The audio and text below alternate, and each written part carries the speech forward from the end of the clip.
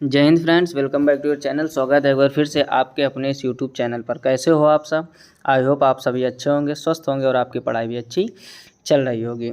जैसा कि आप लोग देख रहे होंगे, ये लिखा है क्वेश्चन नंबर 41, यानी इसके पहले 40 नंबर तक ज्योग्राफी यानी भूगोल के क्वेश्चन हम लोग कंप्लीट कर चुके हैं।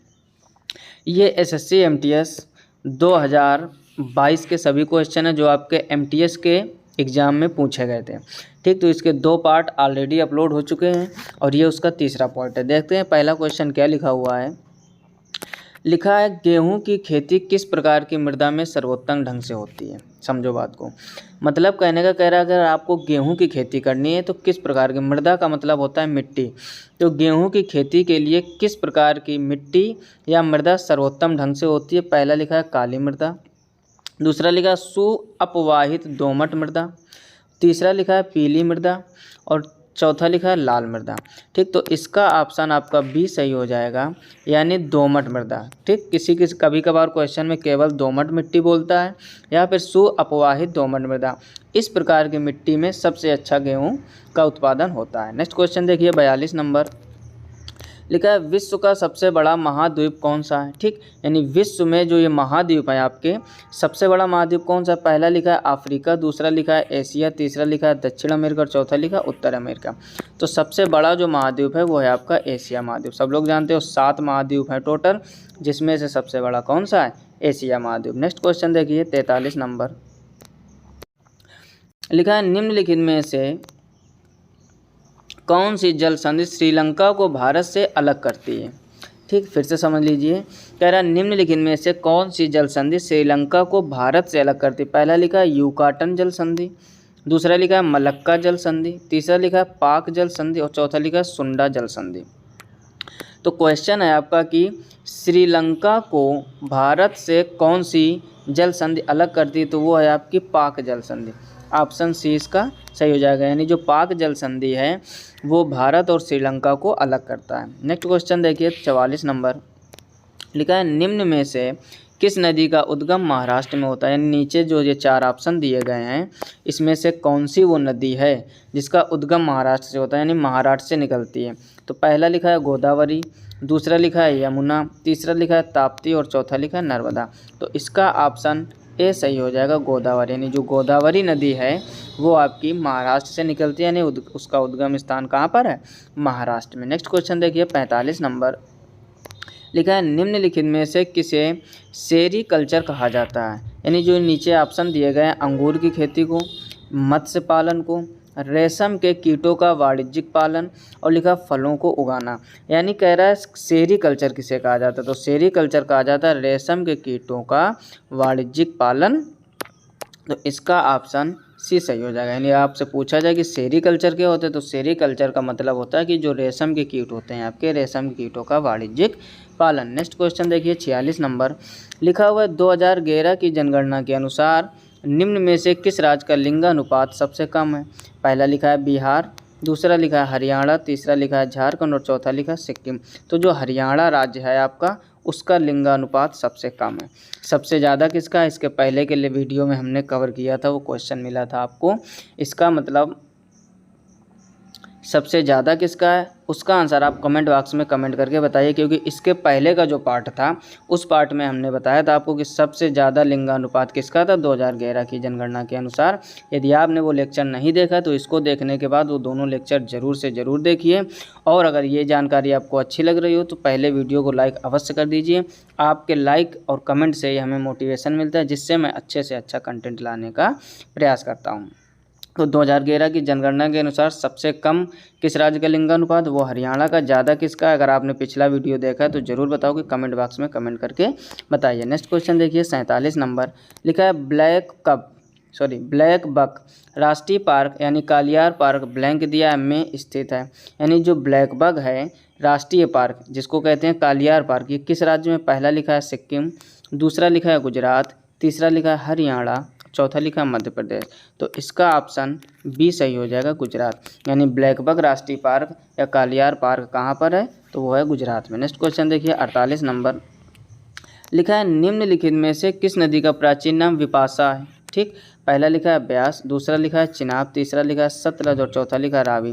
तो ब्यास को बिपाशा कहते हैं, ठीक है ना। ये बिपाशा बसु आपकी हीरोइन नहीं है, ये बिपाशा एक नदी का नाम है। और ये नदी किस नदी का कह रहा है, प्राचीन नाम है, ध्यान से समझो। तो कह रहा है निम्नलिखित में से किस नदी का प्राचीन नाम बिपाशा है, तो वो जो ब्यास नदी है आपकी, इसको पहले बिपाशा के नाम से जाना जाता था। आई होप आप पूरी बात अच्छे से समझ गए हो। नेक्स्ट क्वेश्चन देखिए 49 नंबर लिखा है 2011 की जनगणना के अनुसार भारत के निम्नलिखित में से किस केंद्र शासित प्रदेश की जनसंख्या सबसे कम है। यानी 2011 में आपकी जातीय जनगणना हुई थी जनसंख्या की। तो 2011 की जनसंख्या के अनुसार 2011 की जनगणना के अनुसार कह रहा भारत के निम्न में से किस केंद्र शासित प्रदेश की जनसंख्या सबसे कम है। पहला लिखा है लक्षद्वीप, दूसरा लिखा है दमन और दीव, तीसरा लिखा है चंडीगढ़, चौथा लिखा है दादरा और नगर हवेली। तो इसका ऑप्शन पहला ही सही हो जाएगा, लक्षद्वीप। यानी जो लक्षद्वीप आपका है केंद्र शासित प्रदेश है और इसकी जनसंख्या सबसे कम है, किसके अनुसार, 2011 की जनगणना के अनुसार। नेक्स्ट क्वेश्चन देखिए 50 नंबर लिखा है 2011 की जनगणना के अनुसार निम्न में से किस राज्य की साक्षरता दर सर्वाधिक है। यानी कौन सा राज्य सबसे ज़्यादा पढ़ा लिखा है। साक्षरता का मतलब क्या होता है, पहला लिखा तमिलनाडु, दूसरा लिखा कर्नाटक, तीसरा लिखा केरल और चौथा लिखा महाराष्ट्र। ये आसान क्वेश्चन सब लोग जानते हो। केरल की साक्षरता दर सबसे ज़्यादा किसकी जनगणना के अनुसार, 2011 की जनगणना के अनुसार। नेक्स्ट क्वेश्चन देखिए 51 नंबर लिखा है निम्नलिखित में से कौन सी वायुमंडलीय परत सबसे ठंडी परत है। पहला लिखा है क्षोभ मंडल, दूसरा लिखा है मध्य मंडल, तीसरा लिखा है समताप मंडल, चौथा लिखा है ताप मंडल।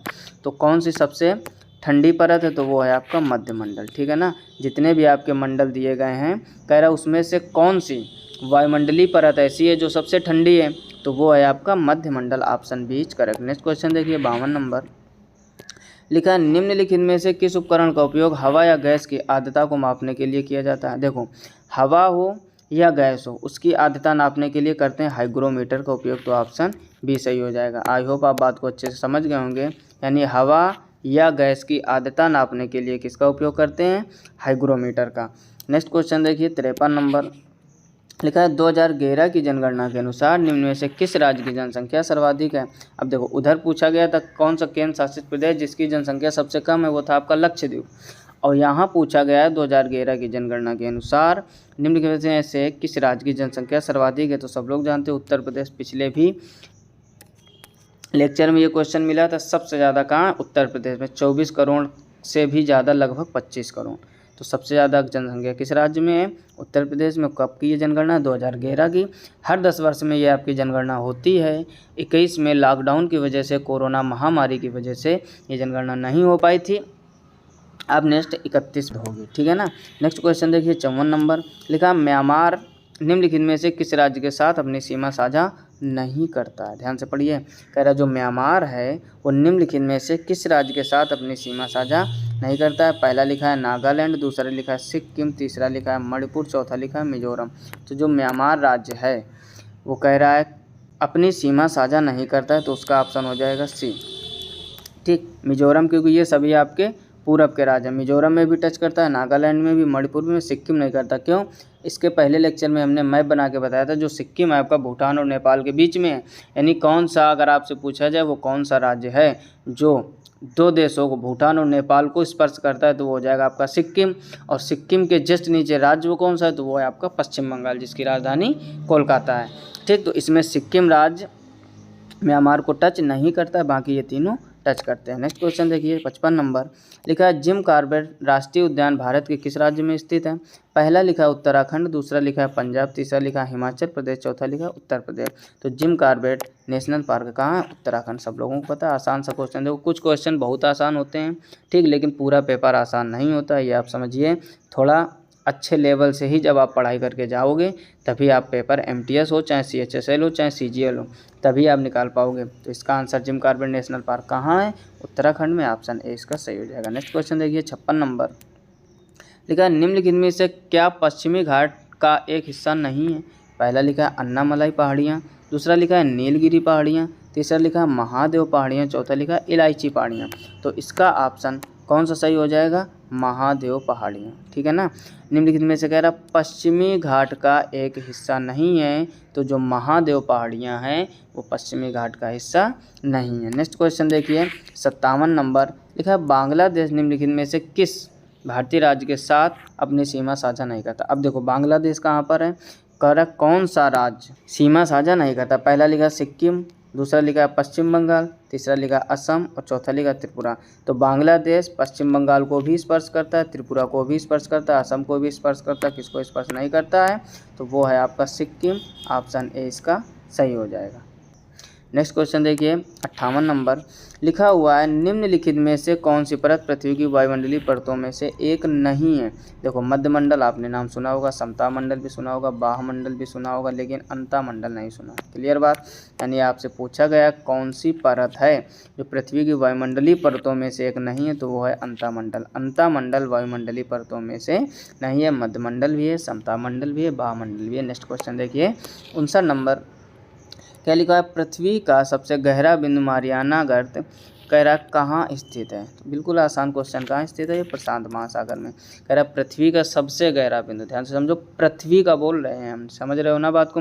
पृथ्वी का यानी अर्थ का सबसे गहरा बिंदु मारियाना गर्त कहाँ स्थित है? ये तो ये प्रशांत महासागर में स्थित है। तो यहाँ तक 59 क्वेश्चन कंप्लीट हो गए। नेक्स्ट क्वेश्चन देखते हैं 60 नंबर। नेक्स्ट क्वेश्चन है 60 नंबर लिखा है भारत की मानक यामोत्तर 82 डिग्री 30 मिनट ई भारत के फिर ब्लैंक दिया है राज्य से होकर गुजरती। पहला लिखा है कर्नाटक, दूसरा लिखा है पंजाब, तीसरा लिखा है मध्य प्रदेश, चौथा लिखा है पश्चिम बंगाल। तो इसका ऑप्शन सी सही हो जाएगा, मध्य प्रदेश। यानी भारत की जो मानक यामोत्तर है 82 डिग्री 30 मिनट वो भारत के मध्य प्रदेश राज्य से होकर गुजरती। तो ये था इसका पार्ट 3।